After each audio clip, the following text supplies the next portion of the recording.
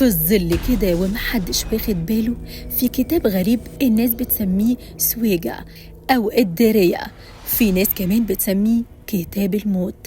بيقولوا إن اللي بيفتح الكتاب ده ممكن يحصل له حاجات غريبة وحياته ممكن تنتهي.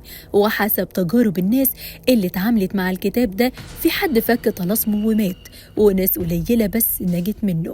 الكتاب مليان رموز غريبة، أرقام وحروف، بيحكي عن تعويذات سحرية ممكن تستحضر شياطين أو ملايكة على حسب التعويذة.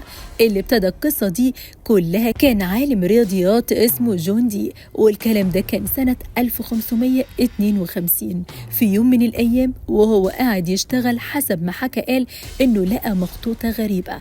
الكتاب ده خلاه ينسى الدنيا كلها، قعد يحلل في الجداول والأرقام والحروف الغريبة وكأنه داخل عالم تاني. بعد فترة خرج جون دي وقال إنه كلم ملاك اسمه أوريل، وقال له إن المخطوطة دي مش من صنع البشر، بل جت من آدم عليه السلام، وإن فيها قوة غريبة تم نقلها عبر الزمن.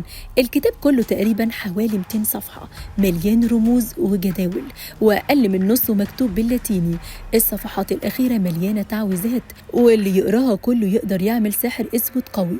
البعض بيقول إن الكتاب ده عبارة عن دراسة باللاتيني مليانة رموز مش مفهومة، اتعمل في القرن 16 على إيد عالم الرياضيات جون دي، وإنه ادعى شوية إشاعات وأساطير عن الكتاب علشان يروج ليه.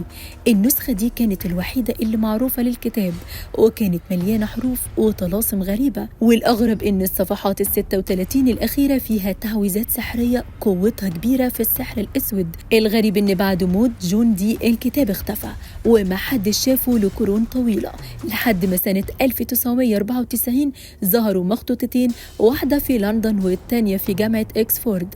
الكتاب ارتبط بلعنة غريبة موجود شرحها جواه في أكتر من 20 صفحة.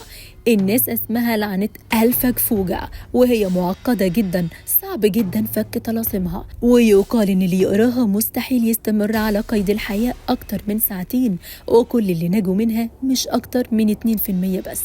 الكتاب ده لحد النهاردة محير الناس، محدش عارف مين كتبه بالظبط او ليه اتكتب او مين المفروض يستخدمه. البعض شايفه كتاب اتجمع فيه تعويذات سحر اسود من مجموعة سحرة ومشعوذين، والبعض التاني شايفه رسالة مشفرة فيها علم الفلك والتنجيم. المهم ان من الصعب حد يتعامل معاه من غير معرفة، لانه مش كتاب عادي، هو لغز كبير، وكتير من الناس اللي قربوا منه اتحيروا وماتوا او كادوا يموتوا وهم بيحاولوا يفكوا شفراته.